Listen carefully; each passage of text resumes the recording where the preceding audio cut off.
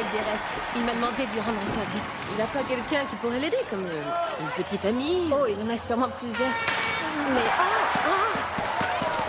on a décidé de ne pas se parler entre nous, de nos amoureux, à moins que ça devienne sérieux. Là, on doit se le dire. Mais comme c'est pas le cas ni pour lui ni pour moi, alors pourquoi se torturer sans raison? Ça nous ferait mal, inutilement à tous les deux, tu vois. Désolée, c'est mon cellulaire. Allô?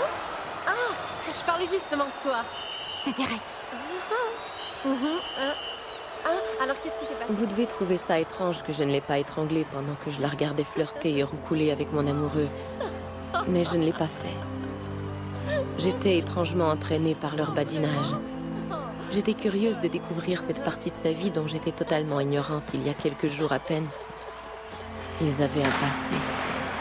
Ils avaient un présent, séparé du mien. T'entends ça? Elle ne savait pas qu'il avait une copine, mais elle ne voulait pas le savoir. Tout à coup, j'ai su ce que je devais faire. Finalement, je lui ai dit de retourner avec son ancienne copine. Elle appelait sans arrêt, le suppliait, l'implorait. Elle était désespérée. Joyce?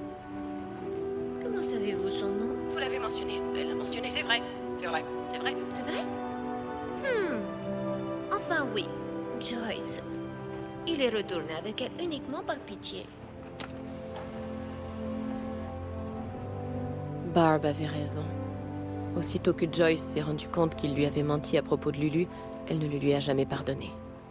Ce qui était, après tout, ce que je voulais. Alors pourquoi je me sentais si mal?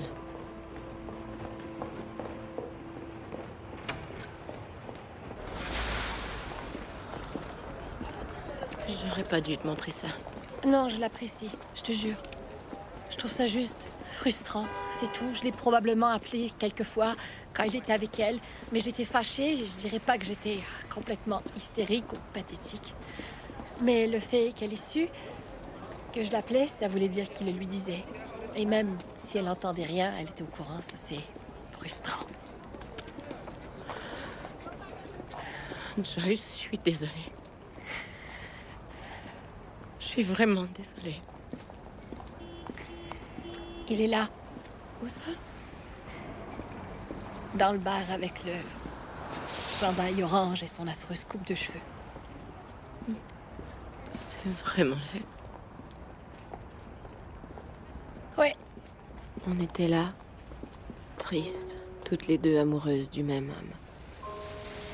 Toutes les deux déçues par lui. Où est-ce que tu vas?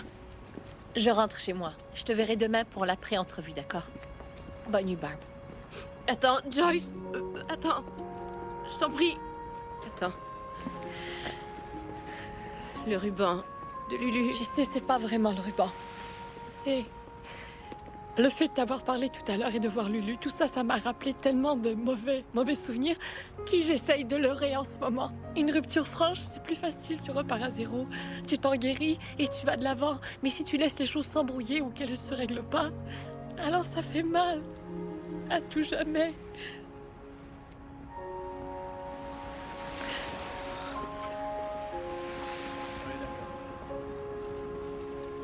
Il est temps que je prenne mes distances par rapport à lui.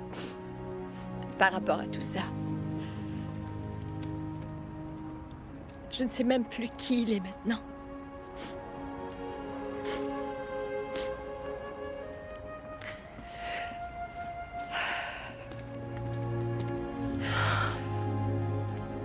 J'aurais dû me sentir plus heureuse à cet instant. J'avais gagné. Mais le coup était élevé et la victoire avait un goût amer. J'avais écarté une bonne amie de quelqu'un que j'aimais.